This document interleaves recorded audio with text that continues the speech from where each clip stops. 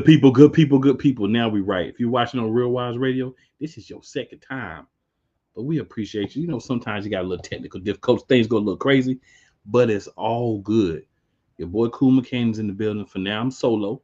But hey, it's all good. We got TNA. You know what I'm saying? We're going to roll through that. Got some things to talk about with AEW. And of course, we're going to talk about the WWE. So if you're listening on Real Wise Radio, what up? Shout out. Appreciate y'all on that live as well. Shout out to the man himself, the wise one, Wise El Jefe, for allowing us to put this product on that platform as well. If you're listening, 502 Angel Radio, appreciate y'all as well. Shady Sports, definitely. TikTok, wherever you're listening to us at, we appreciate you. And we love to have you hop on over to that Play Callers channel at Real Play Callers. Give us a like, share, and subscribe from there so that we can grow the YouTube channel side as well. Shout out Shady Sports. Same thing with Shady Sports Network. So, hey, lots to get into. TNA time. We're going to go ahead and start off there. Y'all know what it is.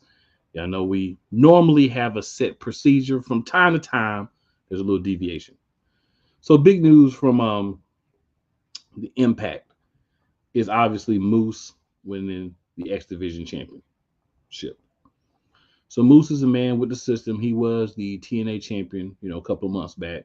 Lost that to Nick Nemeth in a 6-pack match. So he didn't really get pinned by him, but he lost it because he did get pinned in the match.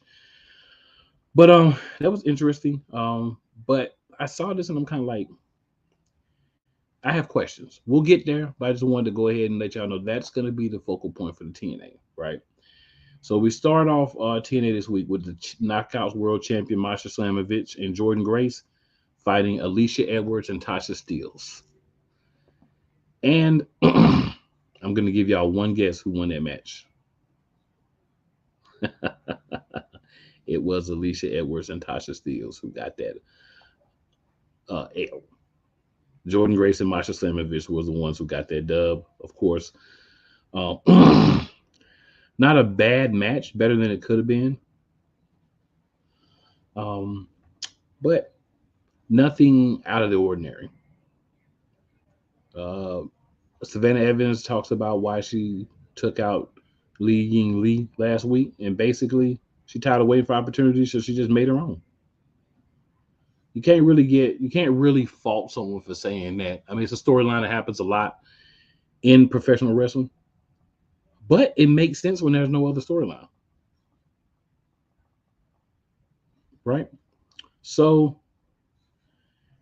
we had another women's match, another knockouts match. We had Wendy Chu and Rosemary. Wendy Chu from NXT, Rosemary from TNA. Having a match. They did not capture the Knockouts World Tag Team titles at Bound for Glory. So now they're enemies. And they battled. Rosemary won the match with her as above, so below finisher to win the match. This is a different Rosemary. Maybe the most chilling version of her. But I like it. It makes sense that the TNA person wins on TNA TV. TNA also did a vault match with Mike Santana against Mustafa Ali from June 15th. That's kind of a thing they're doing. Matches from the vault every week. I don't normally talk about them sometime, but that was one at least worth mentioning, as it was an entertaining match from earlier this year. So Steve Macklin came up short at Bound for Glory, but he's still going to be going after Josh Alexander. That's still happening. That's still going on. That's basically what it is. The Rascals said they're refocusing on the tag team and they're doing their thing. There was a heated confrontation, we'll say, between Joe Hendry, and Ryan Nemeth last week. So within that, kind of weird, kind of like Not necessarily, but it happened exchange. They kind of went back and forth. So Joe Hendry decides that he wants to make fun of Ryan Nemeth. He comes out and he says he made a song for Ryan Nemeth. So basically, it's a video. Basically, the video says Ryan Nemeth. Ryan Nemeth is Nick Nemeth's brother. The end. Which is kind of funny. You can find it on X. I don't dare play it here because you know how they hit you with those copyright strikes. So I don't dare play it here. But it was an entertaining moment. Joe Hendry gives you good entertaining moments with the little videos and everything. He does a good job of poking fun at people. Kept this one short and sweet. I'm with it. I love it. And I think it's an entertaining way to keep Joe Hendry relevant when he's not in a title picture. But you've got to put a title on him at some point, or he's going to NXT or the WWE main roster once this contract is over. So TNA got to make a decision. You got to take a line in the sand, and you got to decide which side you're going to be on with Joe Hendry. This man is uber popular. So first class, AJ Francis and Casey Navarro try to get Mike Santana to join, but he turns down the offer. He doesn't want anything to do with that. So of course those guys are not happy about that. So there'll be him going against them, probably singles matches, and then having to get a partner to do a tag team match. Definitely. All right. So then Ash by Elegance defeated Lady Luna, which is half of the tag team champions last week. So Heather by Elegance, who is, I guess, her tag team partner. I guess they realized she wasn't getting it done as a singles wrestler, so now they're going to try to put her in the tag team division. Probably makes more sense. Heather by Elegance fought the other half, Jody Threat, this week. All right. And we kind of got an idea of what's going on with those things.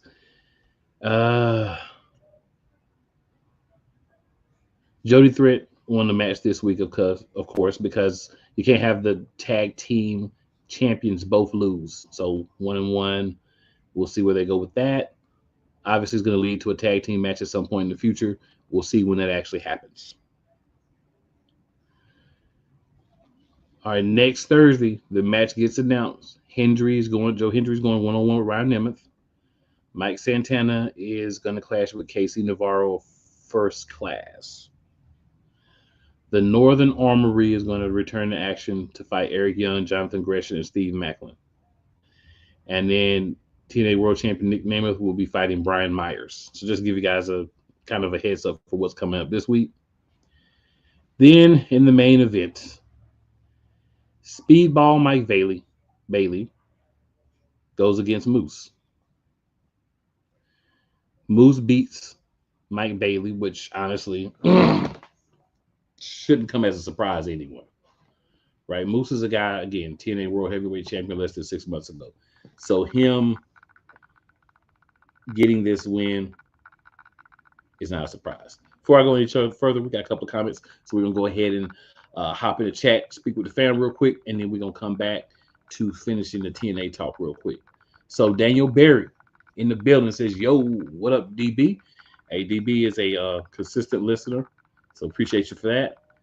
And then I got Damian Hernandez in the building. So for those of you who may be new to watching, Damian is our blasphemous commenter every week. So we welcome Damian because you need that guy, right? And Damian's great, man. Love it when you're here, man. Glad to see you in the chat. Then we got my man EK. Hey, what up, Hayes? Hayes gives the hi, 5-finger hello. Then Hayes says, but will they be laying smackdowns on thy buttocks? Smacketh downs will be laying on buttocks all the time. Since I don't have my co-host here, and I like to go into the casuality of things, let's take a rewind real quick before we get back to the Moose match. When we talk about Jordan Grace, who y'all know is, I consider her the power case, right? Jordan Grace, power case, right? Caked up, strong, Jonathan Gresham's babe. Yeah. Savannah Evans got a little cakeage. I mentioned her earlier. She's working with the cakeage. Tasha Steele got some little cakes, little maybe single layer cupcakes, but she's a small body woman, so it works really well. Masha Slamovich, caked up and caked out too. Alicia Edwards, she's not in that conversation. Rosemary and Wendy Chu, both are single layer, maybe a little frosted on those cakes, but they are cakes. But Jordan Grace, at least a double layer, and we putting frosted on those. Masha Slamovich, same thing. Tasha Steeles, at least single layer. And you know what? We're gonna put some frosting on that too. So just to give a little, a little bit of information from the Cakeo perspective for those of you who may not be aware of the cakes. Jody Threet and Danny Luna, I think Jody Threet is the one that is more on the cake side. Heather and Ash by Elegance, nothing to write home about, but not bad in the case. Single layer, maybe no frosting type thing. Yeah. So if you know the rating system, if you don't, we'll break it down another day. But basically, your level of cakes determines how many layers you have. And if you got a little bit of that extra fluff, that's where you get the frosting from. You know how we get down. Monarchs of Wrestling. Oh yeah. All right, so Moose wins the match. After the match, he walks away with the championship. He doesn't need his partners. He doesn't need any shenanigans. After the match is where things get a little interesting. After the match, the other half of Speedball Mountain, Trent Seven comes out, hugs Speedball Mike Bailey. Mike Bailey turns around. He drops down and gives him a low blow. Then he, let's just say, delivers a little punishment. Or we go back to JR. He stomped a mud hole in Mike Bailey. Then he walked it dry, put him in a 7-star lariat, and then choked him with his towel. And that's how we went off the air. So Mike Bailey will not be getting an immediate rematch for his championship he lost, because they're doing the old break up the tag team situation and making things move. All right, back to our chat, because you guys are interactive tonight. I love it. Hey, I love it. So we got Hayes in the building again with the rolling laughing emoji. For those of you who are listening on the radio and can't see it, Hayes also says, pancake mix. A couple of them were pancake mix. I didn't want to go there, but a couple of them were pancake mix. Damien says, thank God there is wrestling, because I swear I feel like pile driving someone. No Diddy, laugh out loud. Whew. Damien gives us a couple of a show, and that's definitely going to be one of them. No Diddy. Or we can go with the pause, whatever works for you guys. Hayes says, I'm with you on that, Damien. Yeah, there's a lot of people in this world who, even myself, I'd be like, oh, pile driver that son of a biscuit eater. But, you can't. So you could just imagine them when you're watching wrestling and somebody get ready to get dealt with. You can just imagine it's that person that you want to deal with. And that way you can keep yourself out of jail and as a productive member of society. It happens. But it'll end our TNA snippet or talk for the night. So, I'm going to take a commercial break. We're going to come back from that break, and then we're going to transition over, and we're going to talk a little AEW, All Elite Wrestling. If we really are talking how it's been the last couple of weeks, we could say non-elite wrestling, because nothing's been elite but the actual wrestling. The storylines, things making sense, winners winning, losers losing, building guys up. All those things are kind of, but when you have the person in charge that is ingesting tornadoes of white powder, you get what you get. I'm just saying, you get what you get. So, ladies and gentlemen, we hitting up the first commercial break. Make sure you stay tuned. Your boy, maybe boys later, but right now your boy will be back in the building. Let's go. Join Ryan McCarthy. I became a Jets fan because Kermit the Frog was my favorite Muppet because he was green, and the Jets wore green. That's how I became a Jets fan.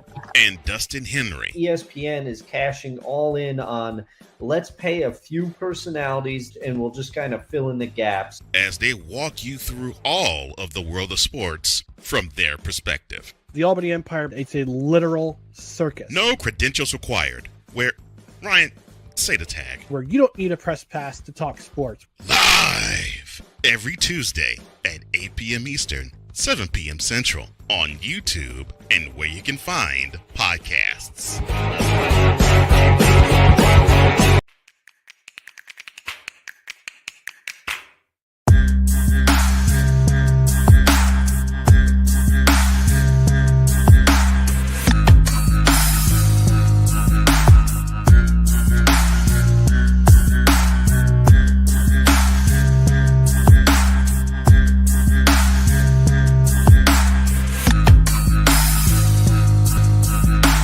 Whether it's the men's college game, the way that this season has been going, yeah, anything is possible. The women's college game, And how passionate Angel Reese was at that press conference, they got their mojo now. The WNBA, AJ Wilson on Twitter 1 and 2, followed by Brittany Griner, Aaliyah Boston, Jackie Young, or the NBA. The Lakers had a 0.8 chance of winning. And then what happened in the fourth quarter?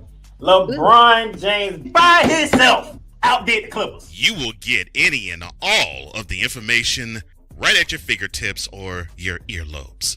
Join the Playmaker as he breaks down all things basketball in Shooting Lights Out on the Playmakers blog, network, YouTube channel, and where you can find podcasts. Oh, yes. The tradition, the pageantry, the spectacle, the history, the slut. Wait. I gotta rep my brother's stuff right. All my DMV soldiers, stand up! And welcome to the Commander's Gridiron Report. You want your commanders to be repped right? Well, D. Willie is your man. Commander's Gridiron Report. Every Tuesday at 11:05 a.m. Eastern, 10:05 a.m. Central. On the Sotoba Media YouTube channel. Music by J. Cool.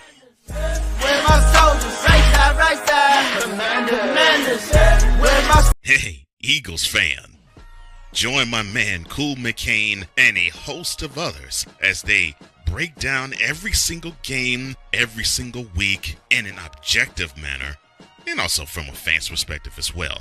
Remember, this cast feels just like you. Nobody likes you. And you don't care. Fly, Eagles, fly. Eagles Elite Podcast. Every Wednesday at 8:30 p.m. Eastern on YouTube and other podcast outlets.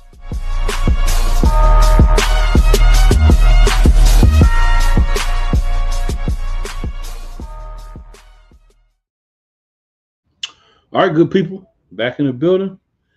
We are going to be shifting gears. Time to talk a little AEW.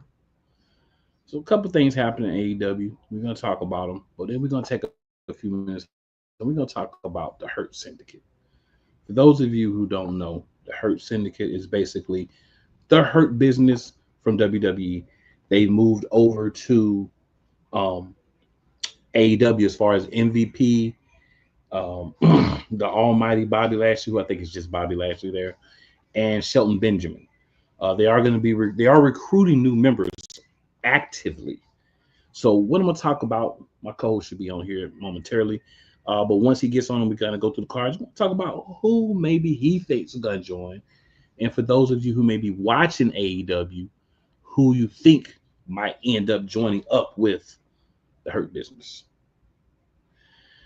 So before we get into that, the first thing that we are going to do is just go through what happened.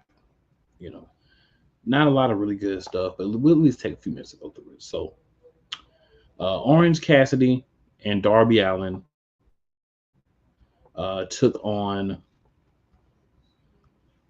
the actually, before we get there, let me go in order for the show. You know what I'm saying? We got to go in order for the show.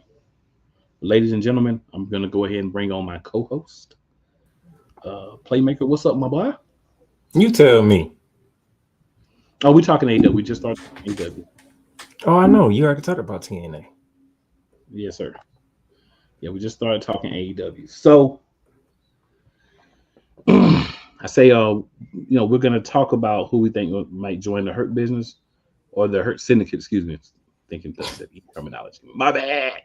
But before that, just gonna go through what happened on the show, and then we'll kind of hop on that and see what we think, and maybe the fam in the chat, maybe what they think too. So we got the Hurt Syndicate out at the beginning of the show. MVP gonna show love to his two boys, Benjamin and Lashley. Send them one into the locker room. Swerve comes out with a chain. Prince Nana and the officials were holding him back. All he ended up saying was Bobby Lashley full gear. MVP said they'll see him there immediately.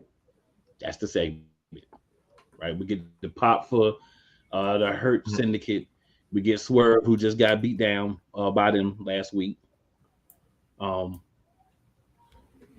then that's what it is. So, not a bad opening segment. It gave you what you needed. It furthered the rivalry. We didn't have to get no video packages. We didn't have to have them show up at the end, the main event. We didn't have to have them interview in 5 matches. Yes, I'm taking shots at that.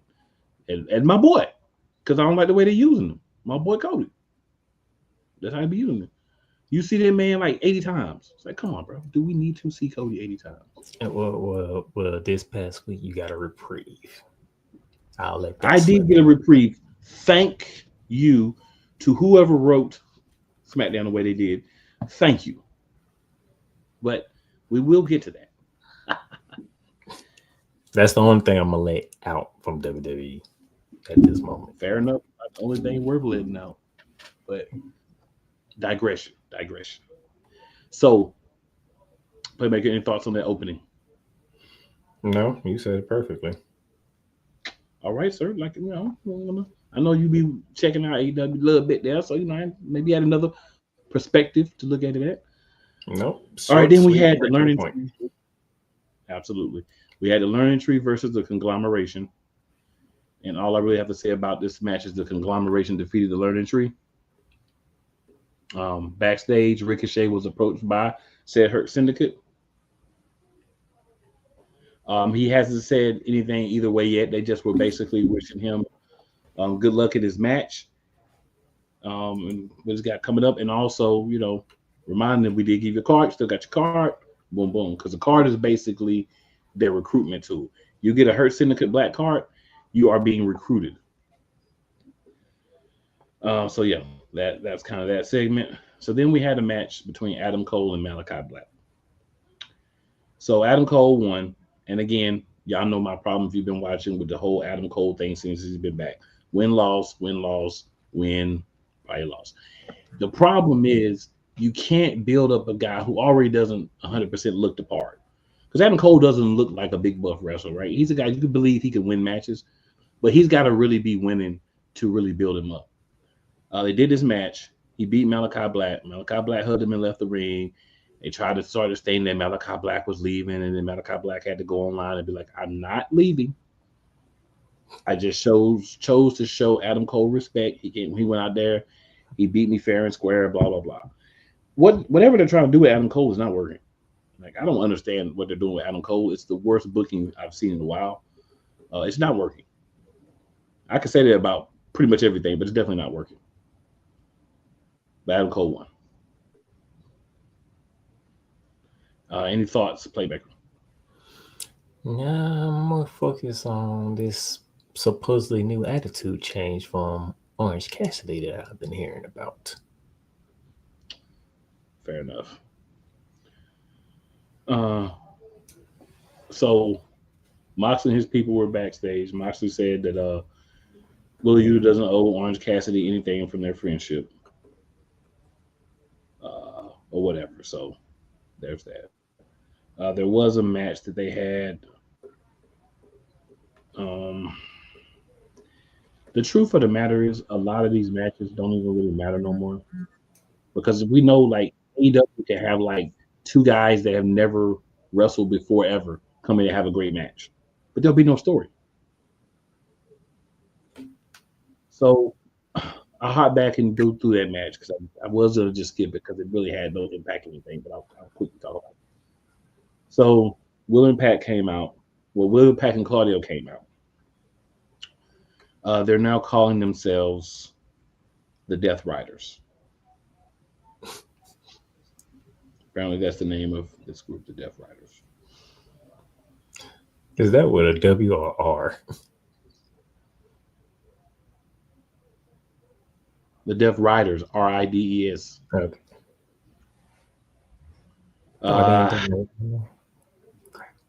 Okay.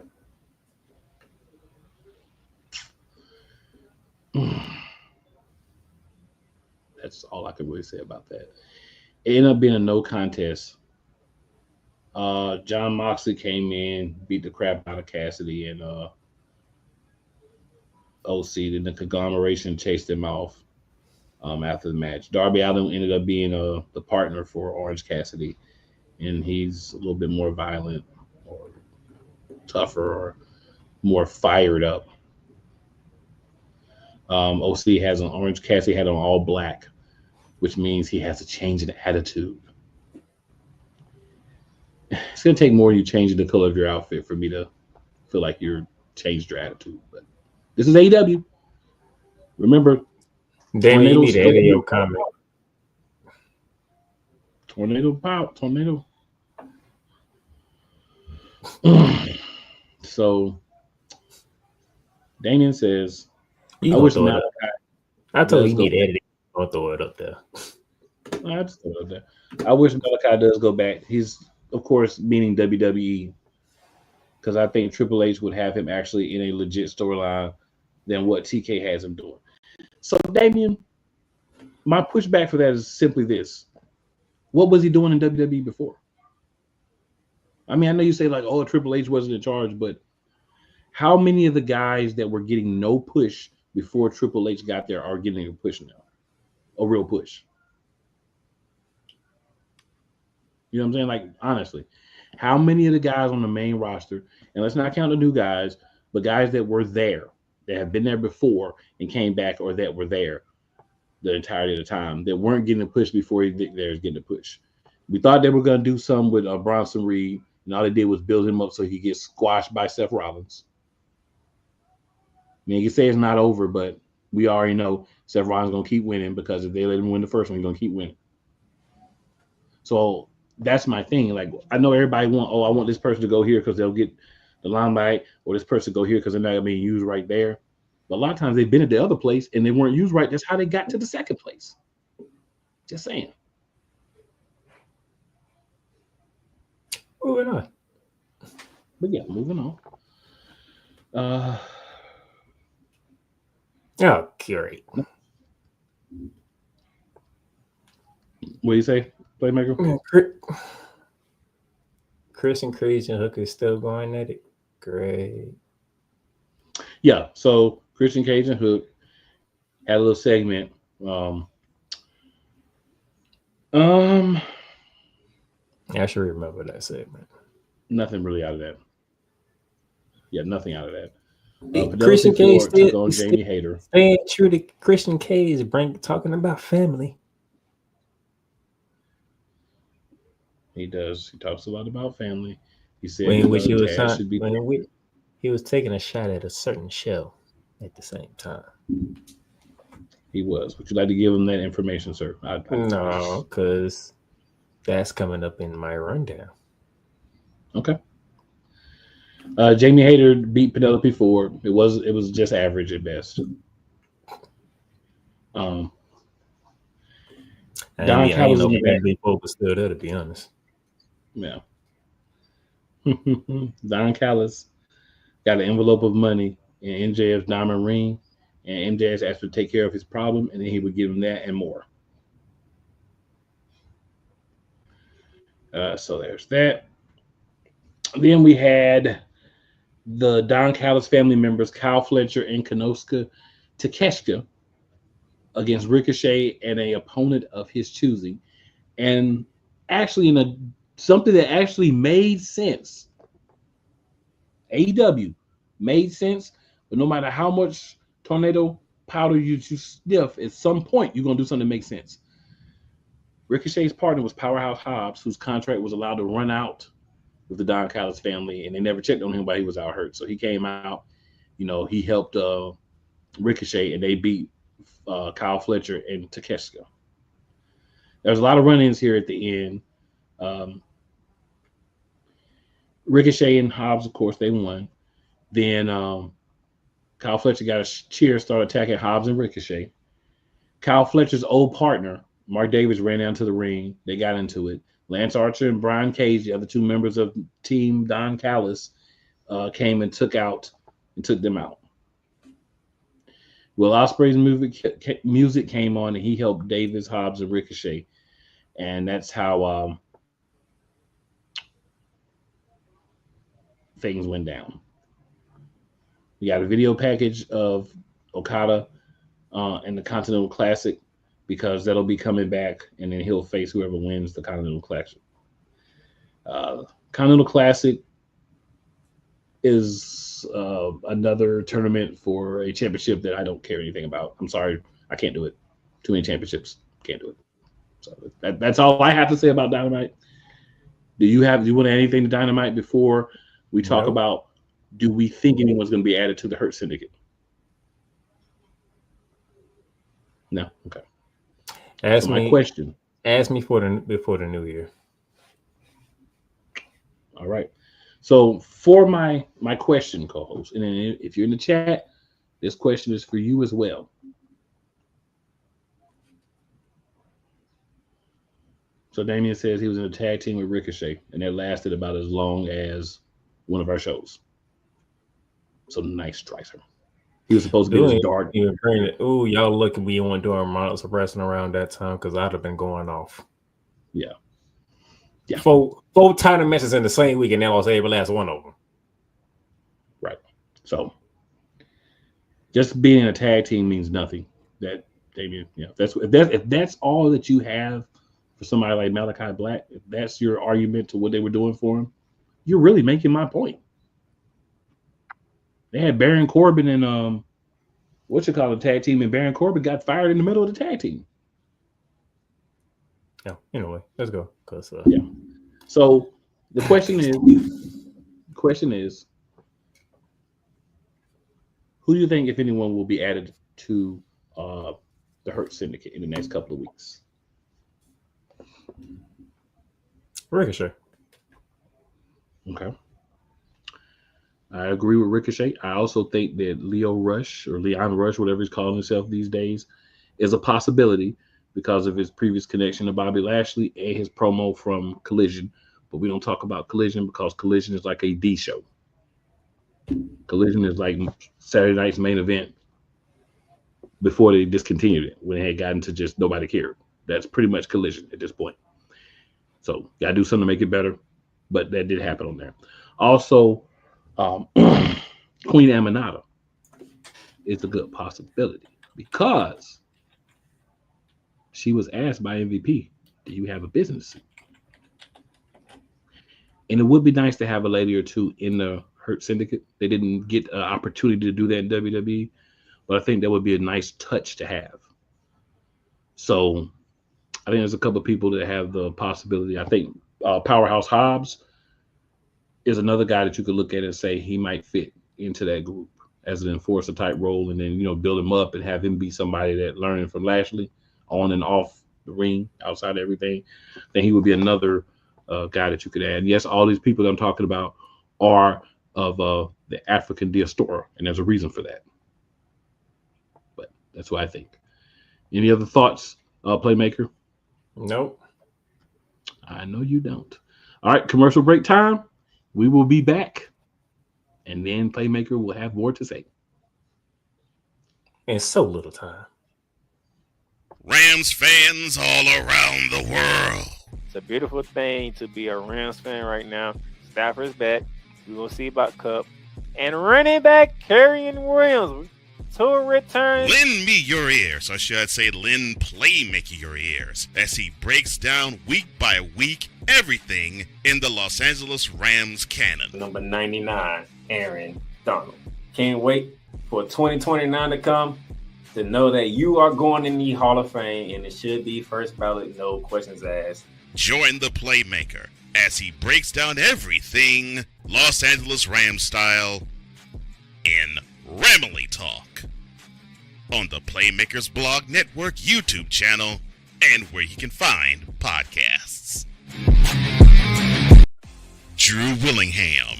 In this case, yeah, you put the blame on Kyle Shanahan for apparently not preparing the team enough for the overtime rules, supposedly. Cole Johnson. Peyton was considered the winner, and he was the darling of all darlings for Gerald. With a special appearance by Tyrone Alizé McDummy. Ain't nobody calling me. Text. Delete! Join these two football enthusiasts as they give you Total Football Talk. Live every Monday at 4 p.m. Eastern, 3 p.m. Central on the Sertoba Media and the Comey Media YouTube channels. Join the transporter to Hades. Your butt and gut becomes one. Join the reformer of hooker whores. This is my daughter, Placenta Booty Johnson. Join the bronze god. Whenever you are in distress, take off your baseball cap and throw it in the air. Join your very own superhero of broadcasting, Chris Bass. So whatever color crayon they get, they palm it and do 2 circles, and that translates to, I can beat up black people. As he takes you through the week's paces in Baseline. Live every Saturday at 8 a.m. Eastern, 7 a.m. Central, Pacific Time Zone people, just stay asleep when this is on live and just catch the recording. Oh, I'm sorry. Exclusively on the Chris Bass YouTube channel. Everything Boston. I love you morons. New Kids on the Block, New Edition. Dear whatever the law firm is. Sincerely, the U.S. Supreme Court. Ben Affleck, Matt Damon. Go yourself again, Jason Whitlock.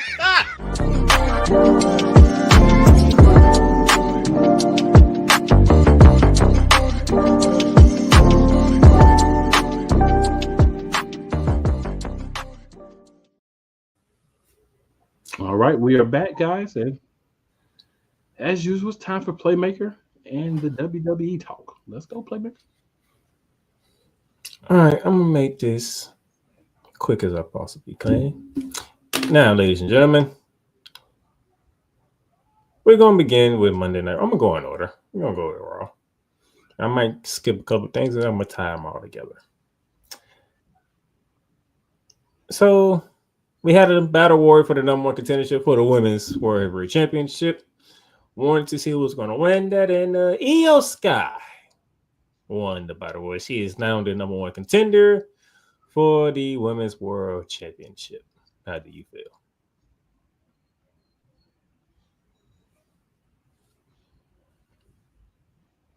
I mean, it doesn't do anything for me. It's not good or bad. I'm apathetic. A date to be determined later on. Possibly we'll find out that date tonight because the women's champion is in a match. I will get to that later. The Wyses did their video with the Miz, and we learned that they don't care about the Final Testament. It was the Miz that they wanted, and it's the Miz that they have. What you think of the video? Yep.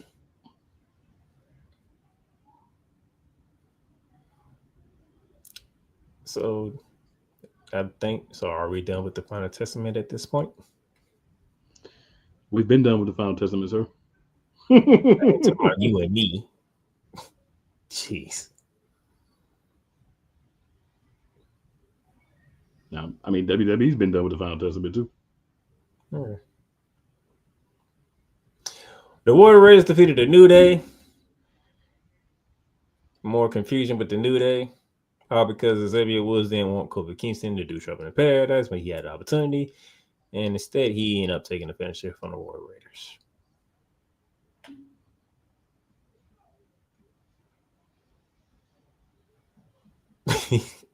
So you just gonna shake your head? All right. Dragon Lee defeated Rey Mysterio. Why? Because Chad Gable tried to be disrespectful to Rey Mysterio by way of trying to take off his mask, and which don't make any sense. But yeah, Dragon Lee picks up the win over Chad Gable. Yep. All right, sir, you were correct. Fatal 4-way match: Seth Rollins, Sheamus, Dominic Mysterio, and Damian Priest. I was right on one part. He was right overall. The one part I was right, Big Bronson Reed made his presence very known and took out Seth Rollins. And Damian Priest survived the onslaught from Bronson Reed. And he is the number one contender for the World Heavyweight Championship against Kota.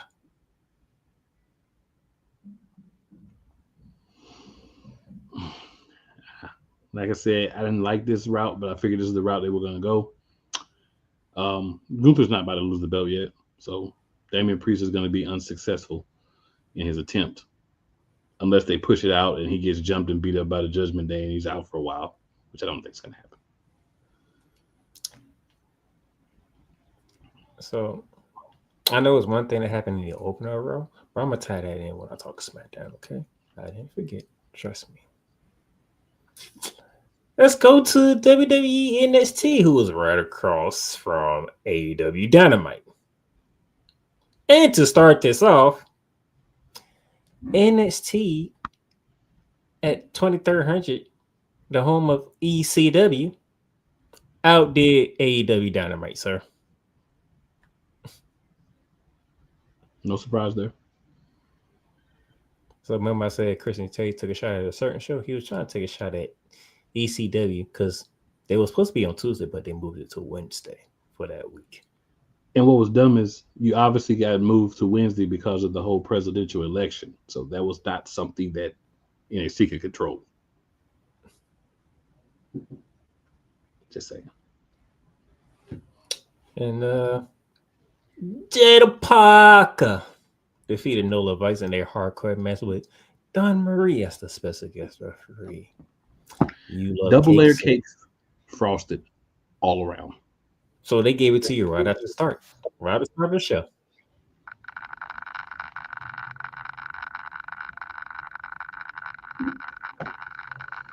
We're going over defeated Wesley thanks to RVD because for some, maybe I missed something. Maybe you can explain to me, but why did Wesley attack RVD in the back?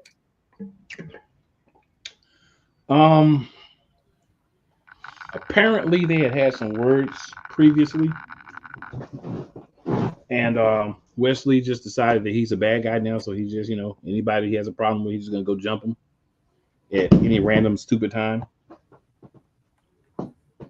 Yeah. Okay, because I was like, that makes no sense. Why? What did I miss something the previous week for you attack RVD? I mean, yeah. By the way, you'll see a theme here going around. It was which I'm gonna get into at the end of NXT because I think they kind of overdid it in this aspect. They definitely did. So I think you know where I'm going. Yes, I knew when I saw it. I was like, yeah, we gonna talk about that. Rich Hollins and Ethan Page, they got a double with Trick Williams and Bubba Ray Dudley. Mm-hmm. The main part to it, remember, is Rich Hollins pinned the champ. Yes, anything before I continue on? Nothing.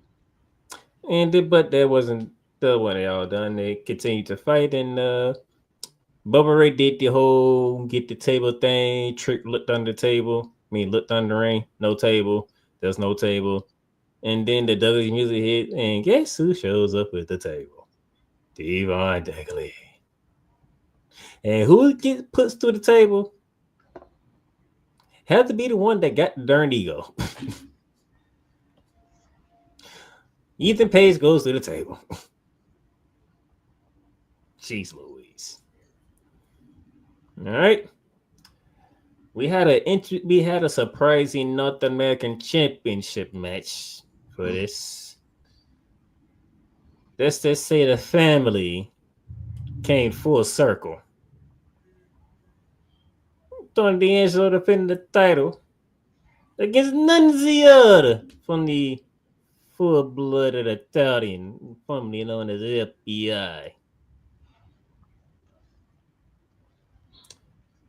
Should you go or should I go? You can go.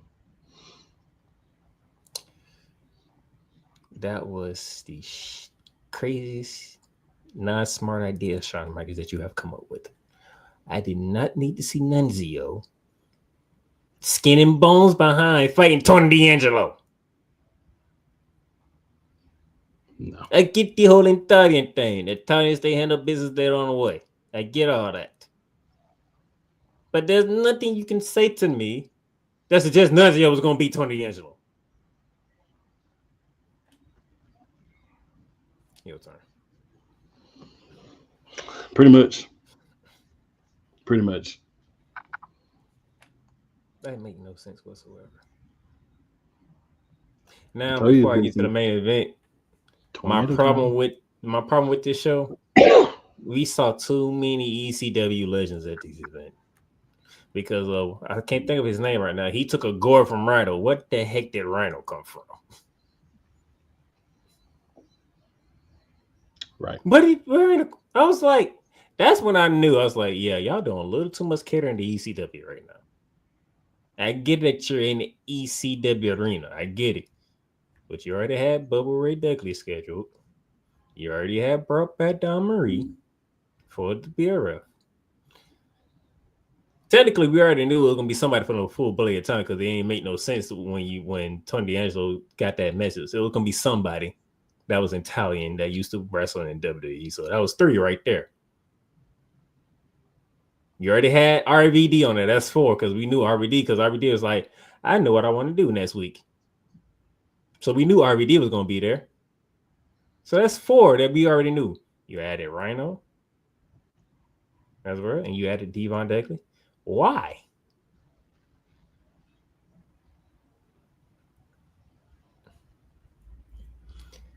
Like, NXT is not big enough to have stars like that.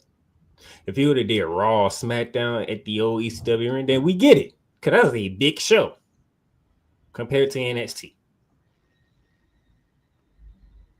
You just could have kept the main 4 that we already knew, even though I can care less about the old Nunzio battle, but you already put it out there. And just left it at that. Or you could have had somebody who actually looks like they were part of the actual athletic community at this point in their life wrestle for Nunzio. That would have been a better idea. But yeah. Crazy thing called making sense.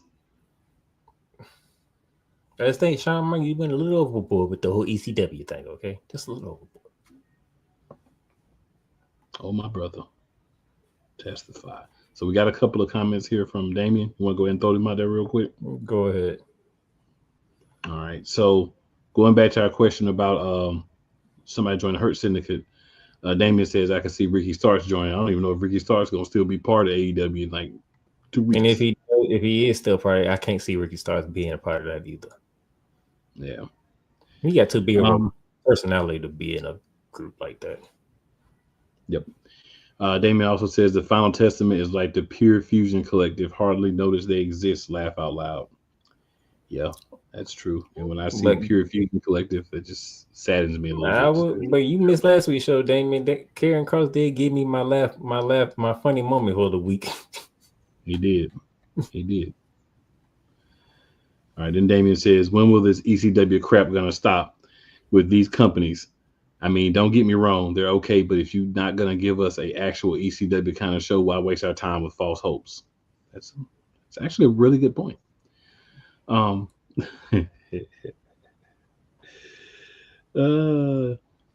says Nunzio looks like an old man on crack without a shirt. That's terrible. Did you see Nunzio? I did see him. All right, then we got Castellar. Daniel Garcia says, Boisterous Behavior is a tremendous team. Okay. He says Christian is a better heel than Chris Jericho in AEW. Christian is just better than Chris Jericho, period, right this moment in time. Yeah, pretty much. Damien says, I was expecting some blood on the show at least. Damien's mad he didn't get blood. No blood and guts. When you say ECW, like people think of the extreme stuff. It's what people think of. Castellar says Jay Lethal has always been amazing. And he says the Infantry is an entertaining tag team. They are, but they're never on TV. On the shows that matter. Then we get to the main event of NXT. 10-woman tag match. Fatal Influence, Cora Jade, and the NXT Women's Champion Roxanne Perez going against Stephanie Rakira, Kalani Jordan, Jordan Grace, Julia, and Zarya.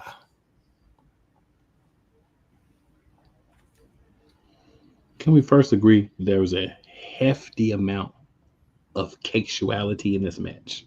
Can we first agree with that? Why you think I apologized? I knew you was coming in. I knew it was coming. I knew he was going to say that. So, yeah. So we had the NXT champion get pinned in his tag team match, right? Well, Shawn Michaels said, why not go 2 for 2? The women's NXT champion, Roxanne Perez, got pinned by Zarya. And by the way, is it me or did Shawn Michaels find his female Brock Lesnar? He might have. And she got the seal of approval from Rhea Ripley before she had to take time off. Because it's just me, or do we notice a certain finishing move that she does? Oh, we noticed it, sir. It was noticed. Very similar to an F5. And I noticed that nobody has call her move anything, because I guess they don't want to say F5 because that's what she is doing.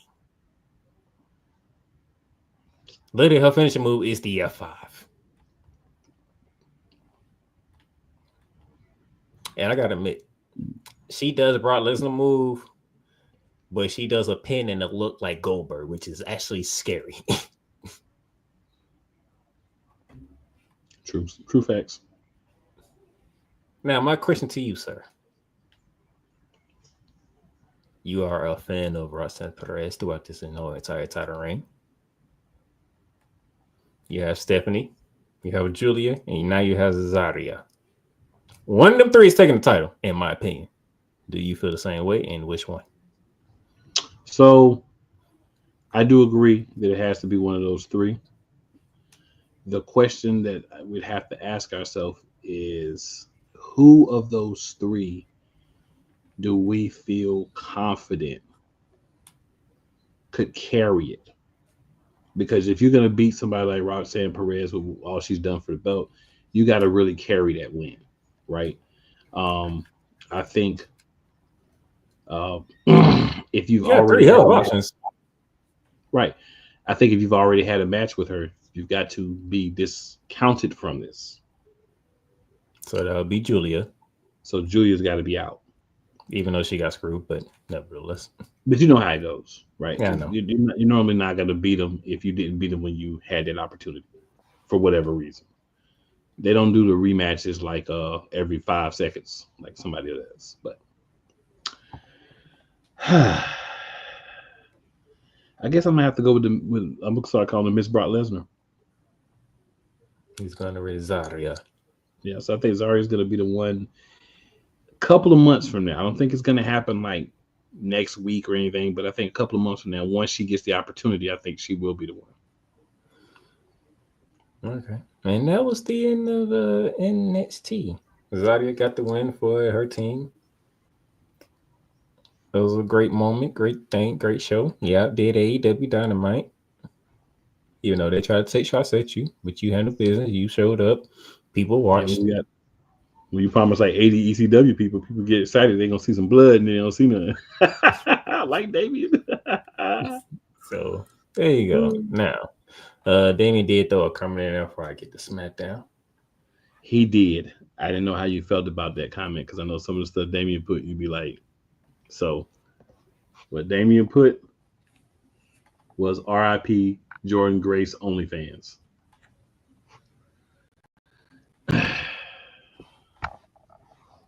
All I'm saying is we don't know what she's gonna do because she actually went back and showed up on TNA Wrestling.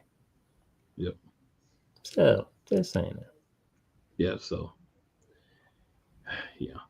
Logan James is watching. What's going on, Logan? Logan says, hello, Hazuki beating Mercedes for NJP Strong Women's Champion is my prediction. She's going to lose both of them belts soon, in my opinion. You took it right. You knew I was going to say that, didn't you? You knew I was going to say that. It came out before I could even stop myself. Yeah. You knew I was going to say that. My fault. Like, well, I start there. Take the TBS title from her too. Man, yeah. Tony Khan is messing up everything that I love about Mercedes Moné. This is not fun for me. Well, so you got to remember this too. So this is one of the things that I think people got to remember about AEW. A lot of times they're a big part of their own character and where their character goes. But the thing is, you know, some promotions will be like, that's stupid. We're not doing it. And some promotions just be like, okay. And I think that's a big issue that Tony's having is Tony doesn't realize like you've got to help people mold their characters. And I've said this for like the last 3 years. Cody did a lot for that promotion behind the scenes. And you can tell now that he's gone. Right? Like, seriously, you can tell. And I mean, everybody know I'm a Cody fan and everything, but even if I wasn't, he clearly does a lot behind the scenes because that product has not been the same since he left. When Cody was there, my timeline was flooded with AEW videos. Mm-hmm.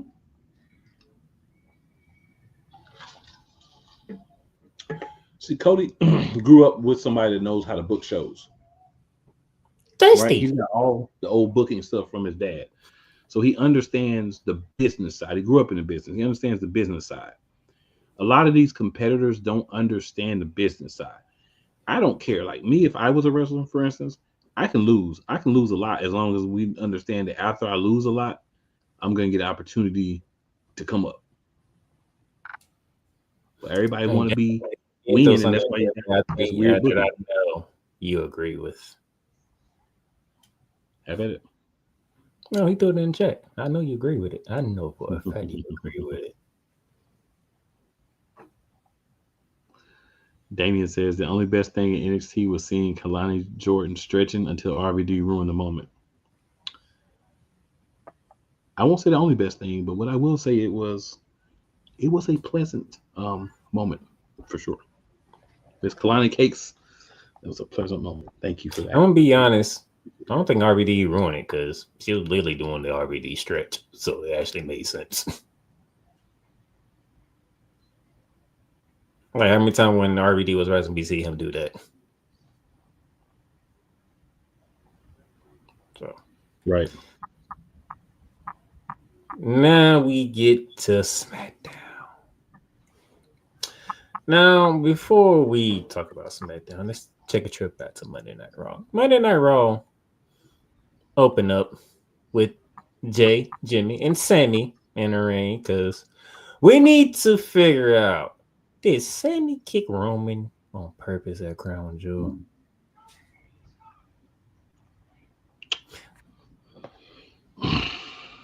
Unfortunately, we did not get that answer on Monday Night Raw.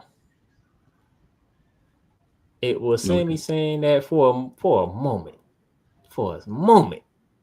the four of us in a ring together felt magical, felt special. Jimmy ain't trying to hear it. Jimmy is still mad with having a Crown Jewel. Jay's like, you know what? I'm gonna invite you a SmackDown. You come face to face with Roman. Let's talk about it. Jay did say he was wrong. That Sammy is brother. So we get to SmackDown. Foreshadowing. Roman Reigns opens up the show. Oh, I felt like old times, didn't it? Roman Reigns opened up the show. comes out with Jimmy. Before he says anything, Jay music hit. Crowd goes nuts. Jay comes out. Jay looks at Roman and says, all right, look, there's some things we got to talk about. We got to get over it. So just hear him out, Boost. Just hear him out. Sami Zayn music hits. Sami Zayn comes to the ring. Pretty much resets what he said on Monday Night Raw. We still don't know if he did it intentionally or not on Crown Jewel. That is like the burning question that's going on in WWE right now. Did Sami kid Roman Reigns on purpose on Crown Jewel?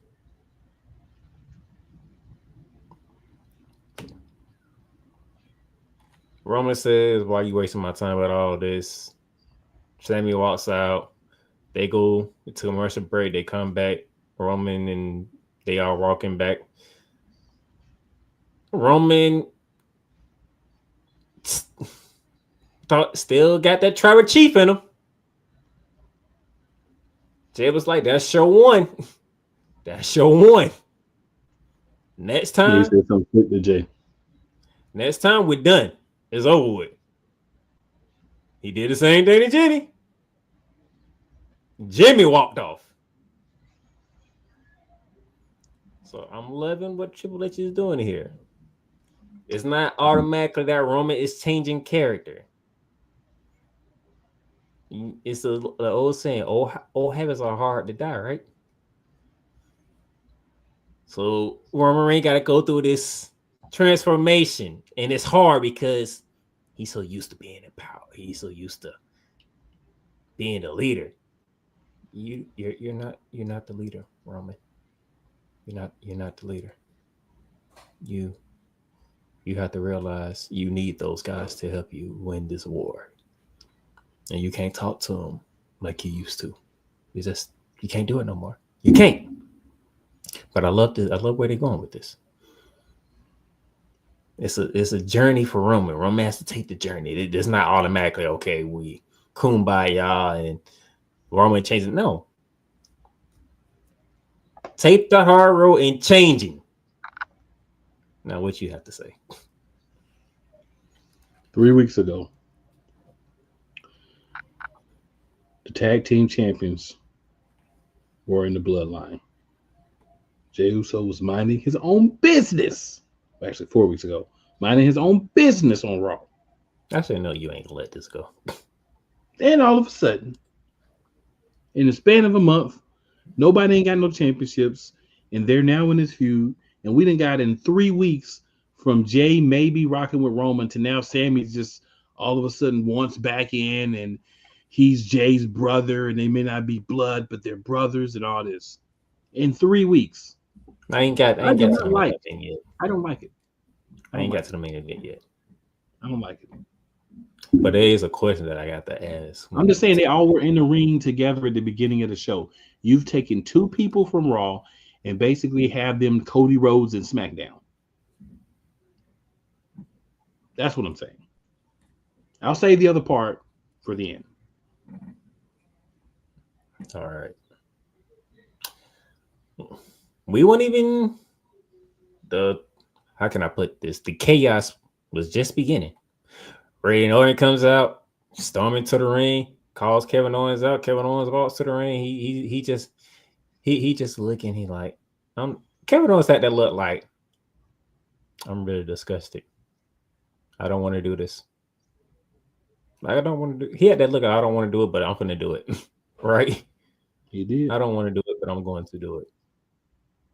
Gets to the ring, they brawl. Referee shot a hole. Randy Orton back. Kevin Owens low bros him, and he did I hear that he did a move that's not legal? He did.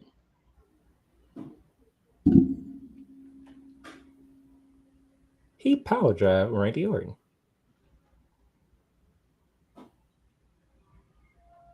He power drive Randy Orton. And Randy Orton's off to the stretcher.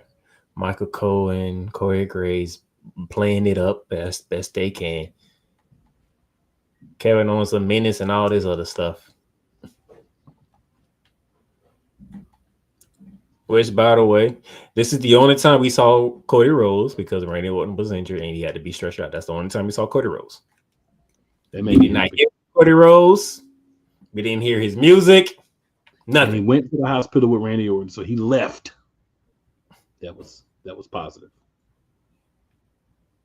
So that's the only time we saw Cody Rhodes on Friday. I'm sure after the show he came out and did something though, but probably. But here's the thing: they are slow playing towards Cody Rhodes and Kevin Owens. They are slow playing this, in my opinion. Do you feel the same way? I mean, I guess you could say that. You're not convinced. No, because they haven't slow played anything lately. So I'm not convinced that they're going to do it with one storyline when they haven't done it with like 5 other ones. To your credit, depending on the severity of Randy Orton's injury, we might hear from Cody Rhodes Friday and saying that he wants to fight Kevin Owens now. Again. It's not like this didn't happen a few months ago and Kevin Owens lost. And matter of fact, we still have another burning question. We still haven't heard why Kevin Owens did what he did in the first place.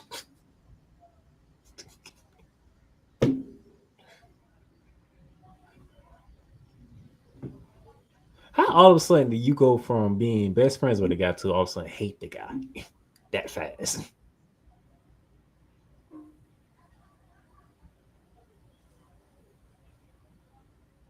Kevin Owens has a disdain for Cody Rhodes. I had to question your friendships to the beginning. Now,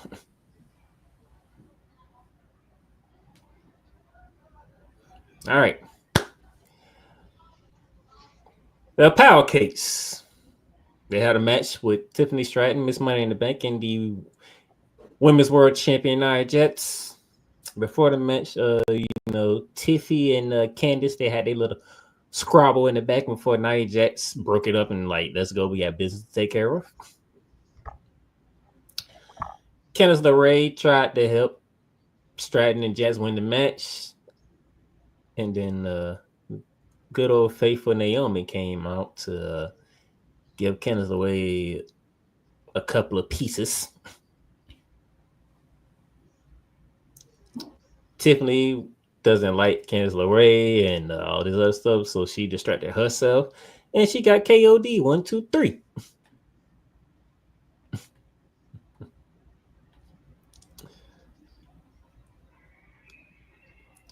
So I'm guessing having Candice LeRae evolve.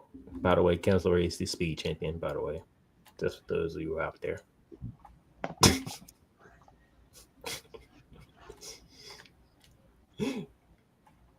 Which is stupid, but if we're gonna do this right, we're gonna do this right, even though we're gonna do this right. All right.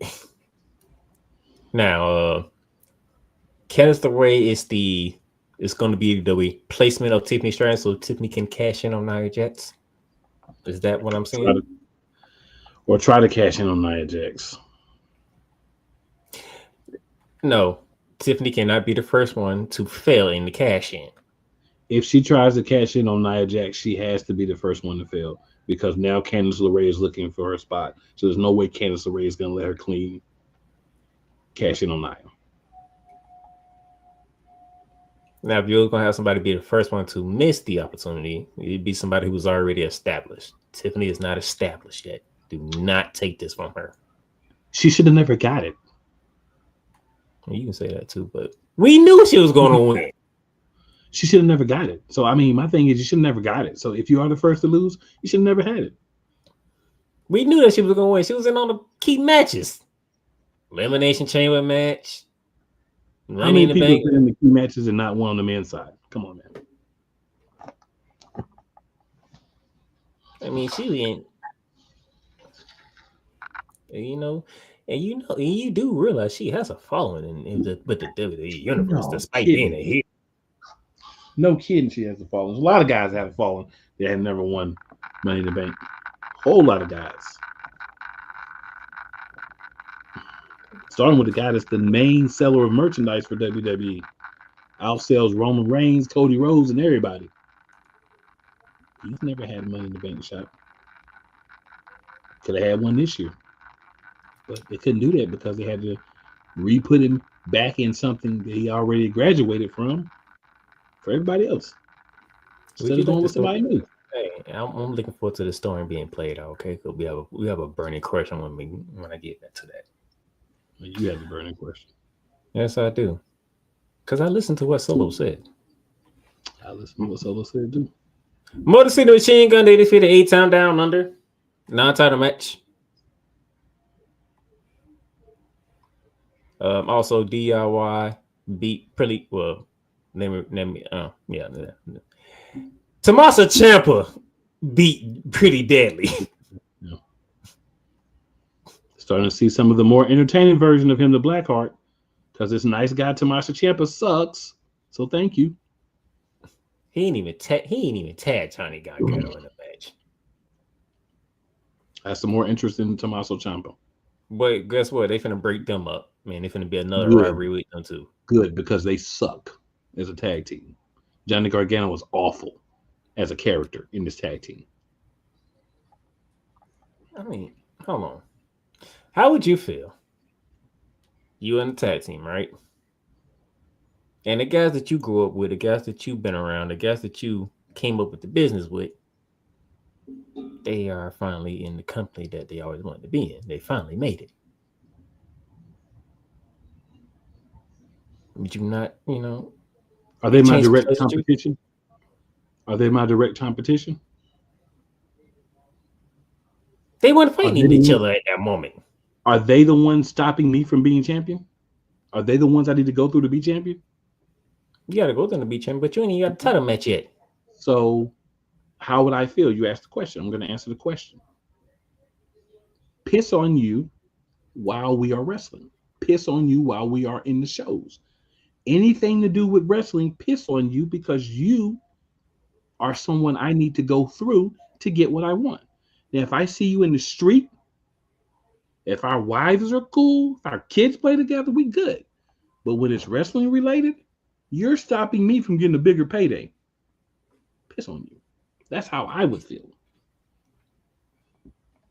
You asked the question, so I answered it for you. You don't even have a title match. Don't matter. I you can't even get one. Who's stopping me from getting one? Because I got to get one to You've get them. Been friends with them. I'm gonna be their friends. We friends outside of the business. In the business, we're not friends. While you on my show and you're the champs, we're not friends. That's the difference between him and me. I can have a respectful competition here. I can too. But I don't need to be buddy with you while we're competing, while we're getting to the point of competing. You the champs. I'm not your friend while you the champs. We on the same show together. We both trying to get to the same spot. We ain't got to be enemies, but we ain't friends. I got a problem with you at that point. Okay, pretty much good luck. Go ahead, destroy 8-Town Down Under because pretty much every other tag team hate that tag team. This is what bothers me. We went from teasing 8-Town Down Under being breaking up to now we got DIY teasing to be broken up. What the heck happened? They didn't have anything for either one of those guys to do because they both suck. It is better for them to suck together in tag team. That's what happened, in my opinion.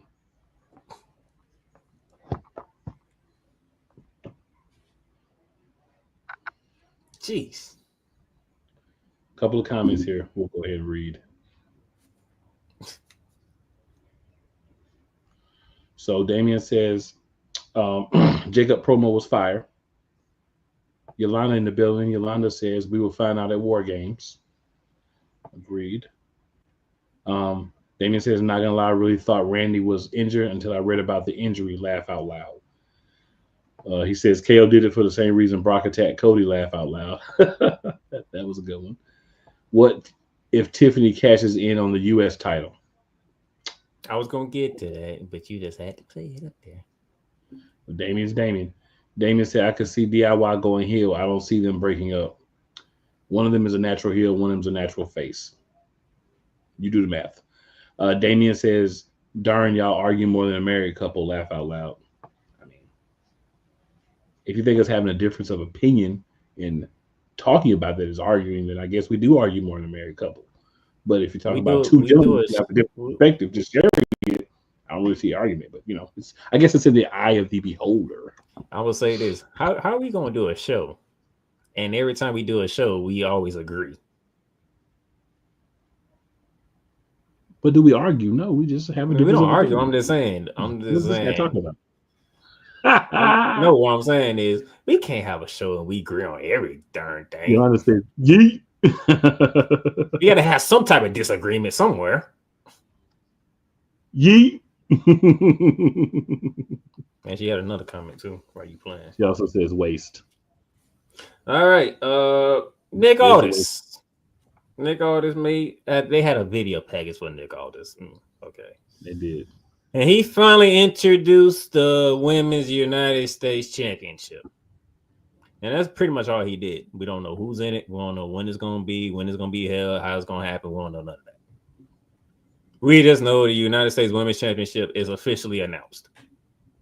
Now, hopefully tonight or tomorrow, they can go ahead and say there's a Women's Intercontinental Championship coming. But knowing WWE, they're probably going to wait. Let the United States title be the main focus and then come back with the Intercontinental Championship. Agreed. They'll probably have people from both shows compete for the United States champion. That's what I'm thinking. Yeah. And then later on, like you said, then they'll do the Intercontinental instead of doing them both at the same time because it kind of devalues it when everything happens at one time. And I like SmackDown doing it first. Yeah, I like SmackDown. And it should be on SmackDown with the Men's United States Championship. Okay. You know what's about to happen, right? We now get the Raw one to January. Yep, New Year's when they make that darn switch to Netflix. That's when we gonna get the Women's Intercontinental Championship when they make that switch to Netflix.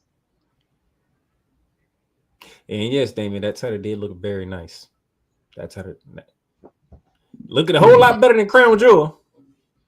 Since we ain't letting go some things. So Damien says the title looks nice. I hope WWE don't mess it up like the tag titles. Yolanda says I like the titles too. And then a couple interesting comments here. So Orlando Connor says, and what's up, Orlando? Thank you for joining us. What did WWE bring back service series matches like 2019 Raw, SmackDown, NXT? Well, I'm glad that you asked that question because that's the main event. Solo decided to show up. Bloodline 2.0 makes their way to the ring. Roman Reigns comes out. I'm going to save you the little squabble they had back and forth, but here's the thing I want y'all to notice. Solo said, find 4 people to team with you because I want to go to war. You mean war games? Yes, he means war games, sir. That's not the part I'm focusing on. He said 4. That means 5 people, right? If he's telling them to find 4 people, yes, sir. That means 5 people, right?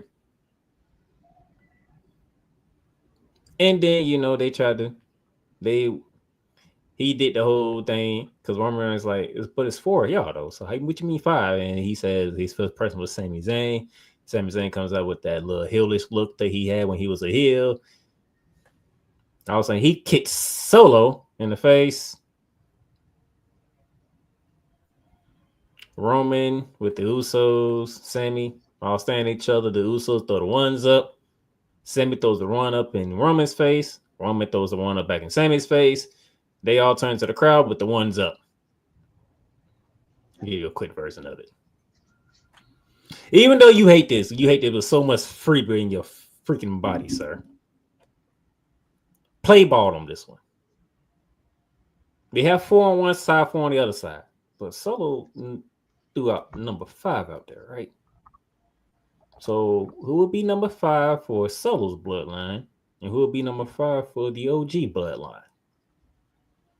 So there's two things to consider here. There's two ways this can go.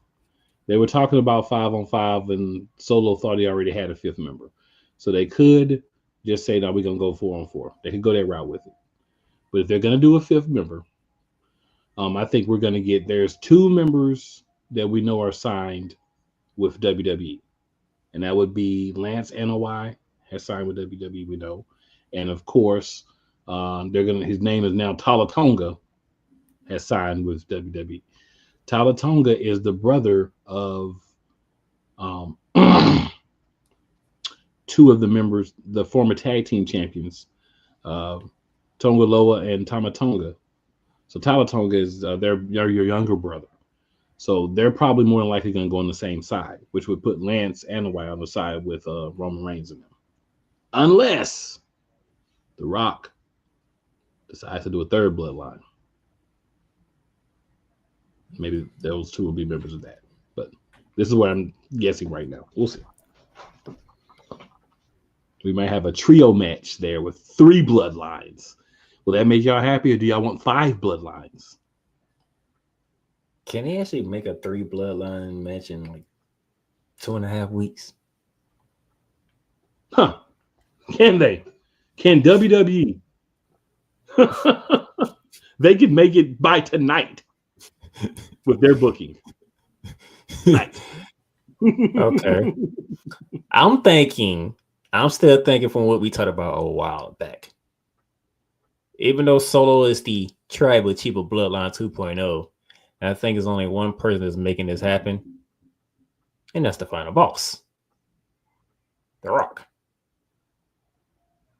Now, there's been rumors, and for some reason, there's always rumors when The Rock shows up to a WWE event, and there's always rumors because everybody loses their freaking mind and start throwing all these suggestions out there, and then all of a sudden, here come everybody else like, well, The Rock's schedule doesn't look like he's going to be there, and he's not going to be able to do this, do that. When The Rock literally said on his, and he said on the Pat McAfee show, y'all do realize The Rock is like in charge of his own scheduling, right? Y'all do realize that, right? Y'all do realize if The Rock wants to come back, he will come back.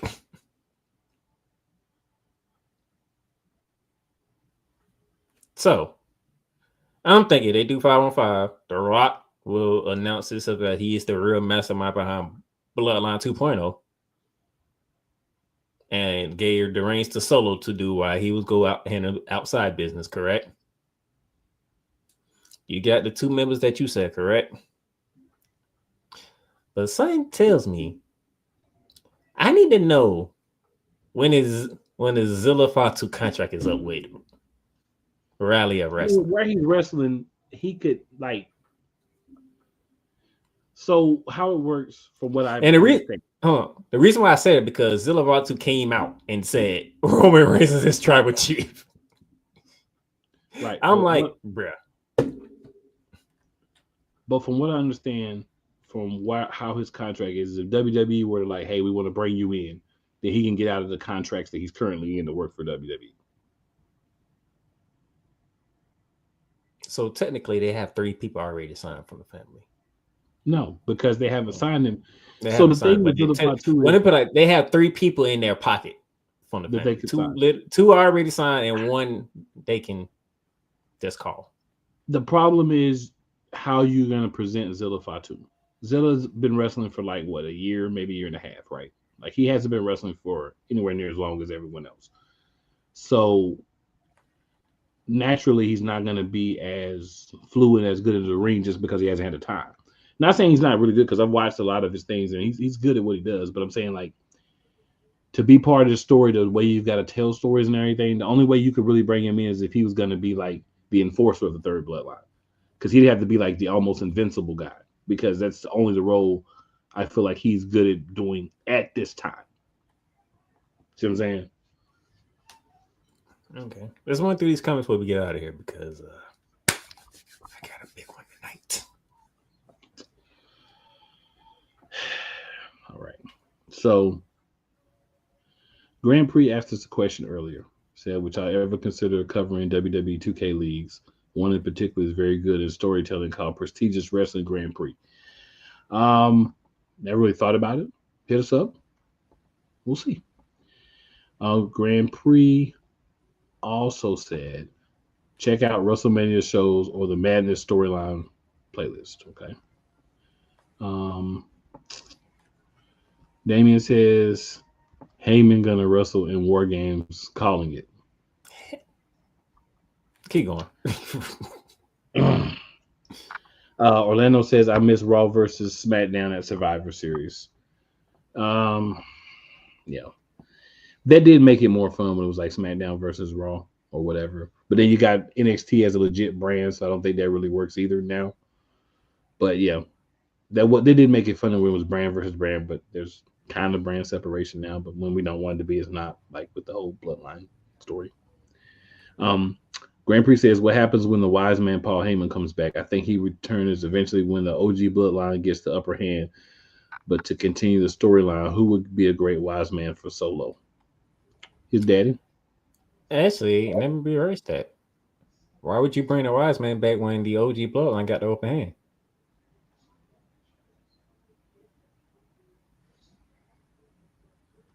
You would need the wise man because y'all not doing something right. Right.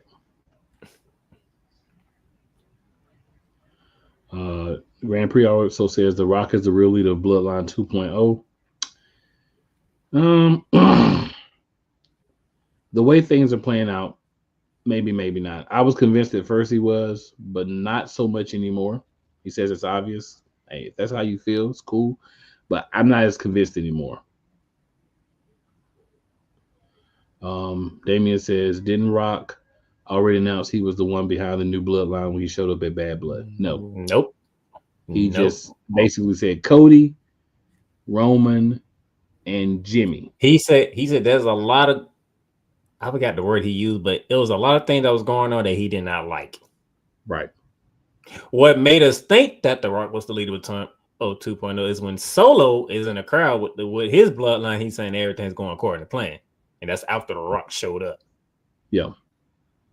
That's what makes some people think it, but Rock never said that. And that could have been Solo knowing The Rock was going to show up, and that would add more layers to things to throw them off more. So we don't necessarily know that means they're working together, but they may be. Rams better not ruin my parlay, Damien says to you. Orlando says, what is your dream match? Mine is Damian Priest versus Roman Reigns at WrestleMania. I don't think we actually thought about that one. Yeah, I never really thought about that. Come back next week, Orlando, and ask that question. I'll tell you mine. I'll tell you one right now. I'll give you another one next week. Montez Ford versus whoever is the United States champion at WrestleMania. You want Montez Ford versus whoever? LA Knight game. But he may not become WrestleMania. Whoever it is at WrestleMania. You know what? I'm gonna go with it. I'm gonna go with it. I'm gonna go with a match I know I'm gonna get at WrestleMania. The Power Cakes going at each other. That's gonna be a sad day, but a nice day as well, but a sad day. But Orlando also says, who is your favorite WWE wrestler? The Final Boss. That's harder for me because no, me. My favorite wrestler is not in WWE. So I think who's my favorite WWE wrestler? We just go with the Yeet Man, the Yeeter of all Yeeters. There we go. The Final Boss, and that was way before he was ever the Final Boss. Damien says, I wish we could have NXT and TNA at Survivor Series. That's an interesting one. I don't wish we had the best Survivor Series, but I wouldn't mind if they were on like a NXT pay-per-view versus TNA, but not Survivor Series. So like an NXT type of Survivor Series with TNA? Yeah. Mm-hmm. War Games. That's theirs. They do War Games. So they can do War Games. The main roster got War Games now, so. Yeah, but NXT's been doing War Games for a couple of years, so that could be their thing. Seth Rollins versus The Undertaker? I want to see Seth Rollins versus Undertaker. Undertaker got 2 new knees, a new back, a new hip. I don't think he wrestled ever again. No, he's not. Yeah. Orlando says, what if Seth Rollins go back to the Kingslayer? Who was the king? Right. There was really no king to slay. Jordan That's Grace a good versus one, Rhea. Damien. That That's would be a good one. That's a And there's a good lot one. of cakes involved in that. And whenever there's cakes, I'm always interested. I can rock with that. Orlando says, I like the combat WWE wrestler. I do kickboxing. So you're a fan of Lola Vice? I'm with you. Yeah, okay. I'm a fan of Lola Vice too. Orlando says, I thought he was signed already with NXT. No, when they sign people, they usually just don't throw them in right away. So we don't even know what these 2 people that WWE signed from the. She must be talking. Maybe she's talking about Zilla. I don't think he's not signed with NXT. Oh no, he ain't. Zilla's still with Booker T at Ring of Rally. You got reality wrestler. He's Wrestling. been fighting the MLW and some other places. So Orlando says, I wish we had Raw, SmackDown, NXT, AEW match, elimination match. No, because the fact I got to deal with Tony Khan trying anything is not working. Yeah, I don't think we'll ever see the AEW aspect of that. NXT, I would like them to have some type of like bragging rights or something, pay-per-view, come back and have all 3 brands go against each other. Yeah, the one time they see one. Yeah. So I'd like them to do that again, but they probably won't. And then last comment here, Orlando says, Gunther versus Brock Lesnar, who wins? I had to go with Brock Lesnar. Who should win is Brock Lesnar. Yeah, pretty much. That's not even close to me. For me personally, it's not even close. But all right, let's get out of here. All right, so Playmaker's going to watch the Rams play, so he's all agitated tonight, y'all, and ready to try to rush things. So. Oh, don't even try that, because you was the same way when the Eagles was playing. Don't even try that. Well, technically, the Eagles haven't played a Monday night game.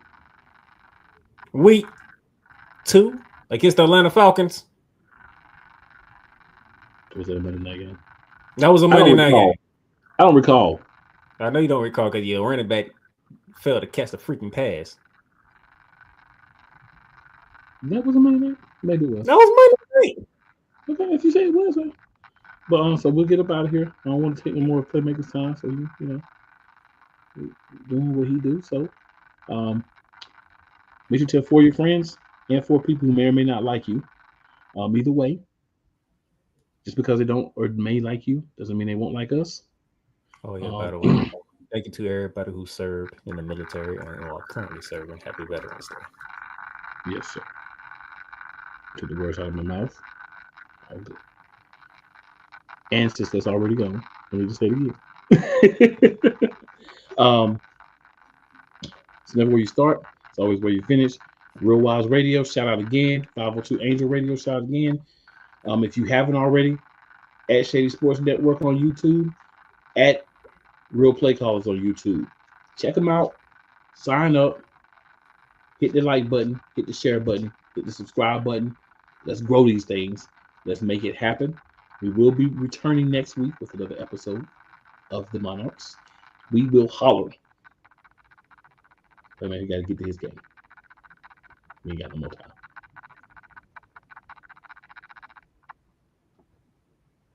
Y'all didn't get it in there.